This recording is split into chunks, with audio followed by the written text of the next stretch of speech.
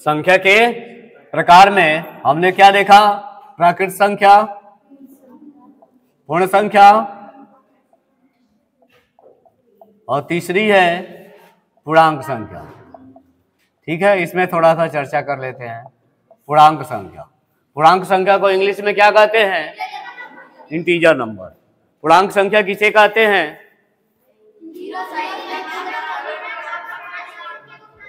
Zero सहित तमाम धनात्मक और ऋणात्मक संख्या को क्या कहा जाता है? पूर्णांक संख्या कहा जाता है।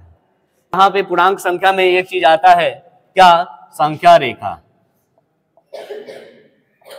संख्या रेखा पूर्णांक संख्या में क्या आता है? संख्या रेखा, जिसे क्या कहते हैं? Number line. नंबर लाइन क्या होता है?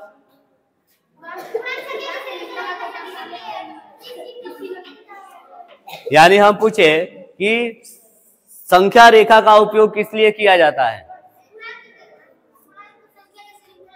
पूर्णांक संख्या के श्रृंखला को दर्शाने के लिए संख्या रेखा का उपयोग किया जाता है। अब संख्या रेखा में क्या होता है? संख्या रेखा में क्या होता है? संख्या रेखा में एक जो लाइन होती है, इसको क्या दिखाया गया? ये दोनों तरफ क्या करती है? बढ़ने में सक्षम है। और इनके बीचों बीच में क्या रखा जाता है? शून्य को रखा जाता है। दाएं तरफ कौन सी संख्या होती है? धनात्मक। और बाएं तरफ ऋणात्मक संख्या होती है। दोनों संख्याओं के बीच का जो दूरी होता है वो कैसा रखना चाहिए? सामान्य रखना चाहिए। यहाँ पे पूर्णांक संख्या में एक चीज आता है, क्या? संख्या रेखा। संख्या रेखा पूर्णांक संख्या में क्या आता है? संख्या रेखा, जिसे क्या कहते हैं? Number line. नंबर लाइन क्या होता है?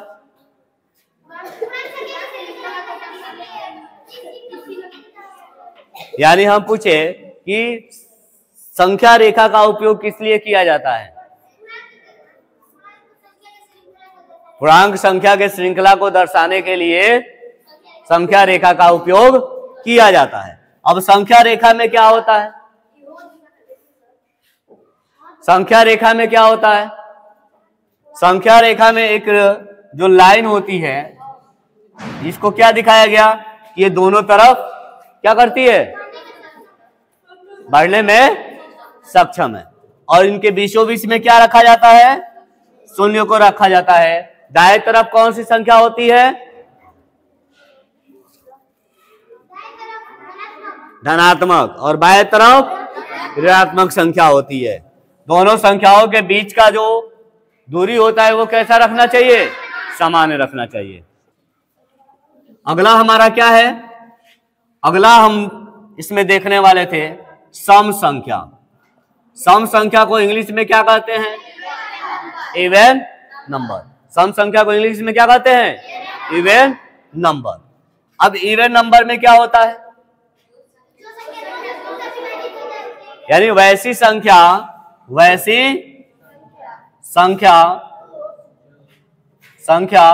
जो दो से पूर्णतः विभाजित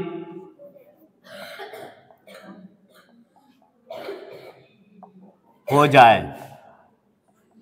जो दो से पूर्णतः विभाजित हो जाए उसे हम क्या कहेंगे? सम संख्या कहते हैं।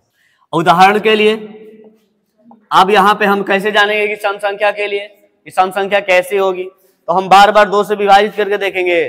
तो यहाँ पे हमें क्या याद होना चाहिए? दो से विभाजिता का नियम। दो से विभाजिता का नियम कहता है कि जिस संख्या का इकाई अंक 0, 2, 4, 6, 8 होता है वो संख्या क्या होती है? दो से विभाजित हो जाती है।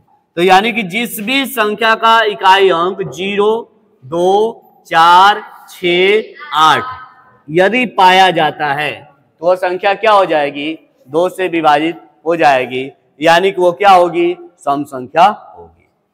कभी भी हम सम संख्या जानने के लिए हमें कुछ भी नहीं जानना है, केवल ये देखना है कि इकाई अंक क्या है। अगर हम इससे पूछे कि क्या ये सम संख्या है, क्यों नहीं है? क्योंकि इकाई अंक 7 है, इकाई अंक 0 2 4 6 8 नहीं है। अगर आप पूछे कि ये क्या संख्या सम संख्या है, तो क्या है? सम संख्या है। तो हमें केवल ये याद रखना है कि जब भी किसी संख्या का इकाई अंक पता है ना, इकाई अंक क्या हो, 0 2 4 6 8 हो, तो संख्या क्या होगी?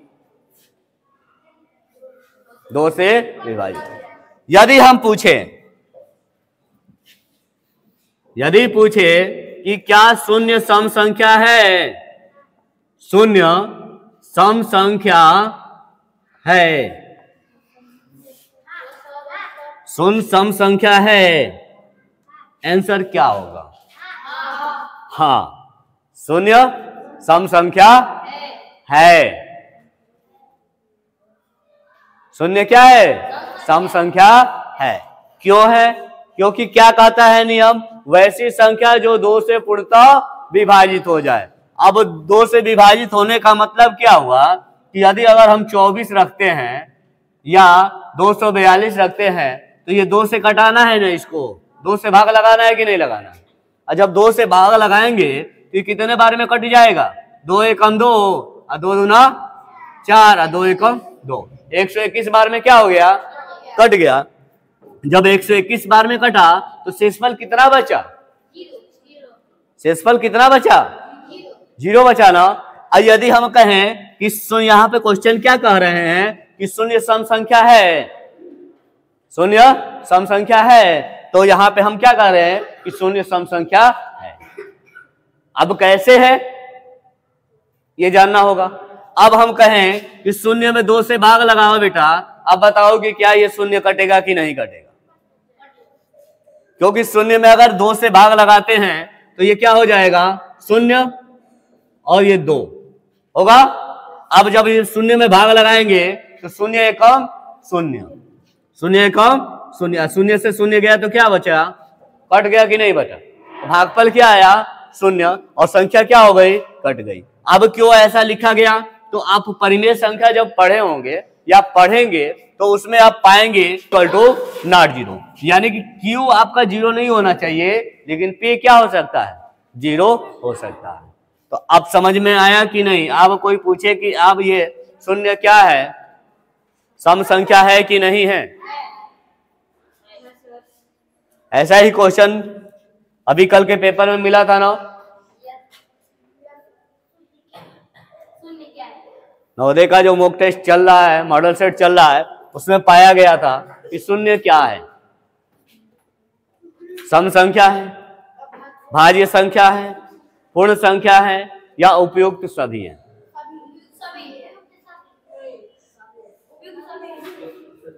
चलो प्रियांशु केसरी बताएगा शून्य क्या है। चलिए इसको मिटा दे।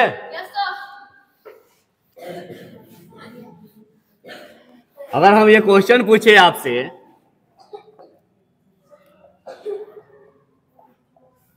शून्य क्या है? पहला ऑप्शन है सम संख्या, दूसरा ऑप्शन है भाज्य संख्या, तीसरा ऑप्शन है पूर्ण संख्या, और चौथा ऑप्शन है उपयुक्त सभी।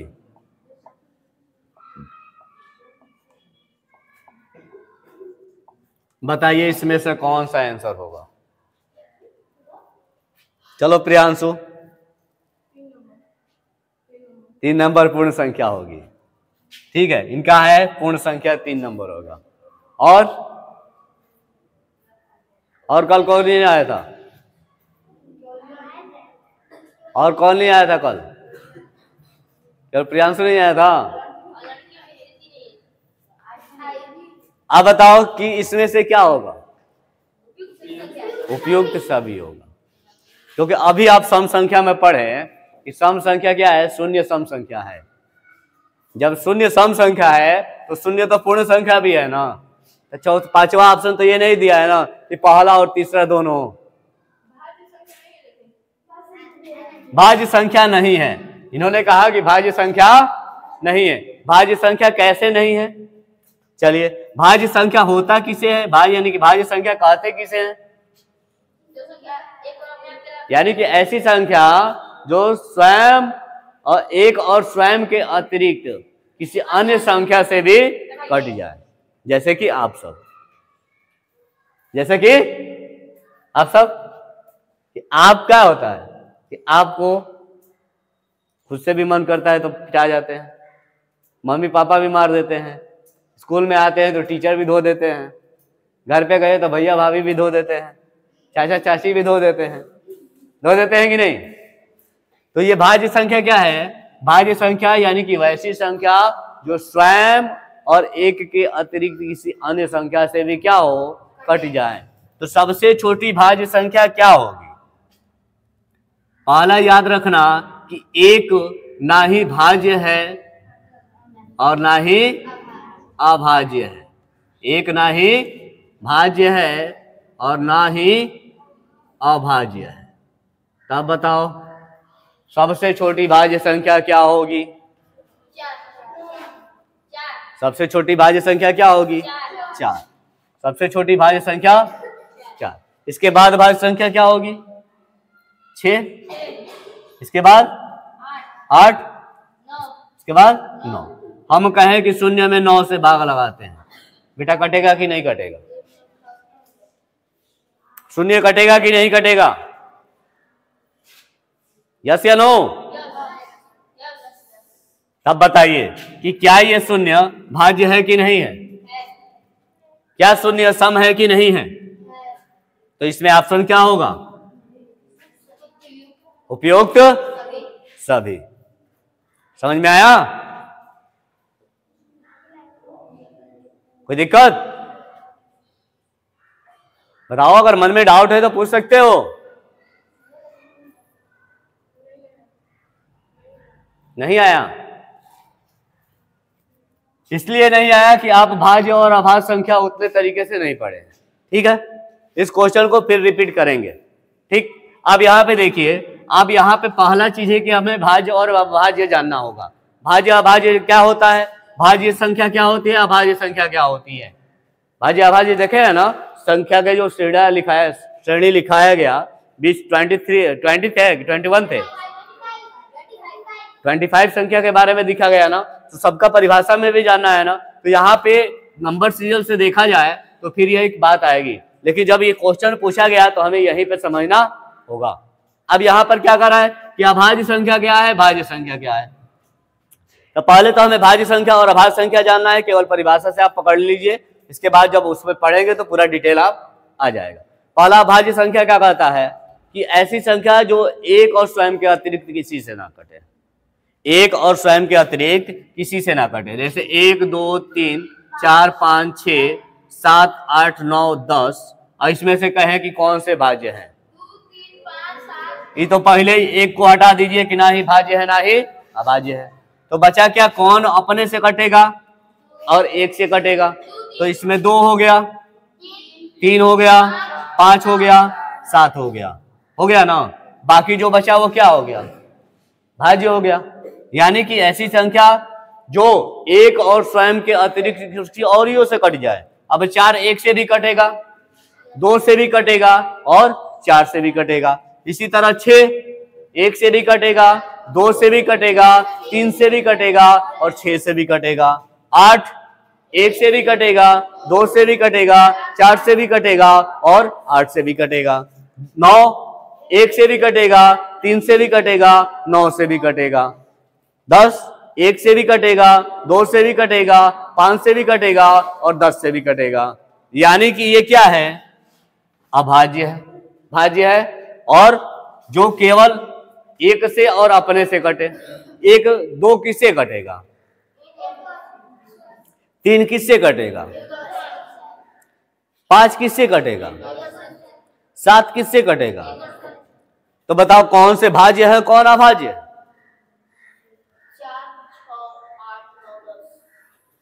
समझ में आया? अब कह रहा है कि बेटा अब यहाँ पे देखो, यहाँ पे कह रहा है कि हमने कहा कि इसमें से कुछ वो ले लो। अब भाज्य तुमको क्या मिला? 4 6 8 9 10 10 भी मिला ना। चलो यहां तक समझ में आया? अब देखिए, हमने कहा कि अब यहां क्वेश्चन क्या पूछ रहा है कि सम क्या भाज्य संख्या है? सम भाज्य संख्या है, सम सम संख्या है। तो ये तो देख रही है कि जीरो क्या है? पूर्ण संख्या। पहले जानते हैं कि पूर्ण संख्या जीरो है, लेकिन क्या ये सम संख्या भी है, भाज्य संख्या भी है, ये जानना है। तो आप अभी सम संख्या जब पढ़े तो उसमें आपने क्या देखा कि जीरो सम संख्या। जब जब ऑप्शन में आपको मिल गया कि जीरो तो पूर्ण संख्या है, जीरो तो सम संख्या है, तो जीरो या भी ये तीसरा ऑप्शन को, पांचवा ऑप्शन कुछ मिल रहा है, तो ऑप्शन क्या रह गया? उपयुक्त सभी। अब मन में आया कि कैसे हम मान ले उपयुक्त सभी, ये भाज्य संख्या है कैसे? भाज्य संख्या है कैसे? तो भाज्य संख्या आप मान लीजिए कि सबसे छोटी भाज्य संख्या क्या मिला? 4 मिला, 6 मिला, 8 मिला, 9 मिला, 10 मिला। इससे सबसे छोटा मिला 4। हम मान लीजिए किसी भाज्य संख्या अगर मान लीजिए 9 से भाग लगाते हैं, तो 9 से भाग लगाने का मतलब क्या हुआ? यही हुआ ना। किसी संख्या में जीरो, अगर किसी जीरो में अगर किसी संख्या से भाग लगाते हैं तो भागफल क्या आता है? जीरो आता है ना। तो जीरो एकम जीरो। अब कितना हो गया? तब बताओ ये कटा कि नहीं कटा? जीरो कटा कि नहीं कटा? जीरो में से जीरो गया तो कटा कि नहीं कटा? कटा ना। तो अब बताओ ये कटा कि नहीं कटा, कि क्या ये भाज्य है कि नहीं है, ये सम है कि नहीं है? सम के लिए हम क्या करेंगे? अगर ये सम संख्या है तो हम ये 2 से विभाजित ही ना करेंगे। 2 से विभाजित करेंगे तो जीरो कटेगा कि नहीं कटेगा? तो क्या भाज्य से कटेगा कि नहीं कटेगा? जब 2 से कट जाता है तो किसी भी संख्या से कट सकता। नहीं समझ में आया? हाँ समझ में?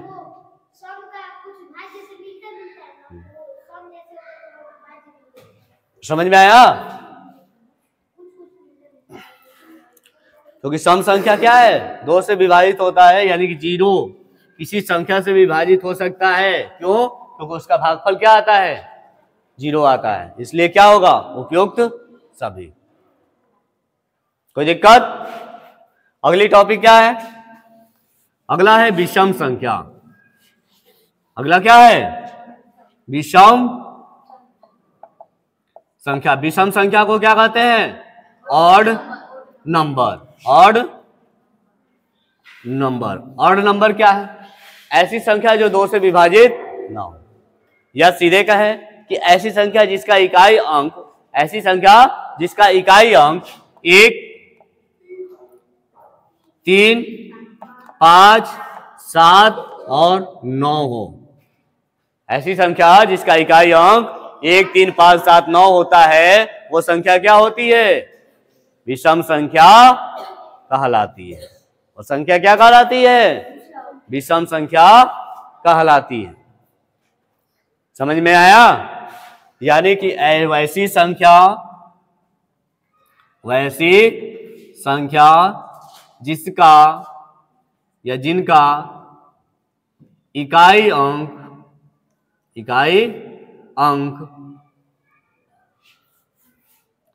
1, 3, 5, 7, 9 हो, तो वैसी संख्या जिसका इकाई अंक 1, 3, 5, 7, 9 हो, तो वह संख्या विषम संख्या कहलाती है। तो क्या कहलाती है? विषम संख्या कहलाती है। कोई दिक्कत? आगे जाने रहने दे।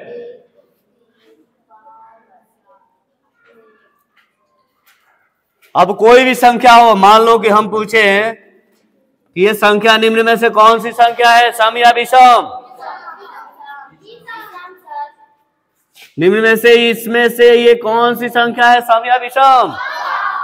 बस समझ में आया? सम और विषम। प्राकृत संख्या किसे कहते हैं? प्राकृत संख्या को किससे दर्शाया जाता है? कैपिटल एन से। सबसे छोटी प्राकृत संख्या क्या है? 1 है। और सबसे बड़ी प्राकृत संख्या क्या है? अनंत है। तो इस प्रकार से यहीं तक रहने दे कि आगे पढ़ेंगे? जीरो प्राकृत संख्या है। बकलोल कहीं क्या? जीरो क्या है? पूर्ण संख्या है। जीरो क्या है? सम संख्या है। जीरो क्या है? भाज्य संख्या है। जीरो क्या है? अभाज्य संख्या है। जीरो अभाज्य संख्या है? नहीं, भाज्य संख्या है। समझ में आया?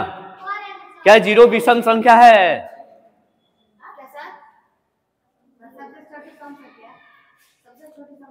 सबसे छोटी सम संख्या। सबसे छोटी सम संख्या क्या है? जीरो नहीं है। जीरो नहीं है। क्या है? 2 है।